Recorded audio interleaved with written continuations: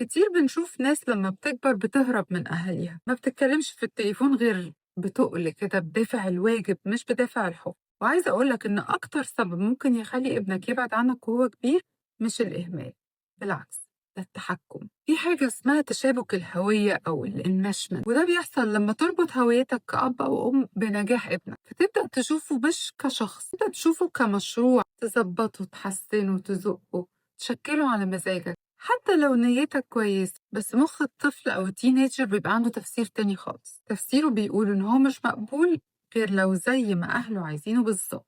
وهنا العلاقة بتتحول من كونكشن لكنترول، ومن حب لتقييم. وعشان كده التينيجر أول ما بتجيله فرصة إنه يبعد بيخلع، مش عشان مش بيحبك، بس عشان أخيرا نفسه يبقى نفسه. الحل هنا مش إنك تبطل تهتم، لكن تدي مساحة لكلمة لأ. لأن الطفل أو التينيجر اللي ما يعرفش يقول لأ وما يعرفش يختلف معاك في حاجات صغيرة عمره ما هيحكي لك على الحاجات الكبيرة. لازم تفصل ما بين هويتك وهويته. فلو أنت البيرنت اللي عايز مساعدة في إن إزاي نحسن علاقتك بابنك والكوميونيكيشن ما بينكم تكون أحسن، أو لو أنت كنت الابن اللي خلع وطفش وصعبان عليه أهله في الموقف ده، أو مش صعبانين عليه بس سايباله أثر وتراما، اللينك بتاعي في البايو لو عايزين مساعدة إن شاء الله أنا موجودة.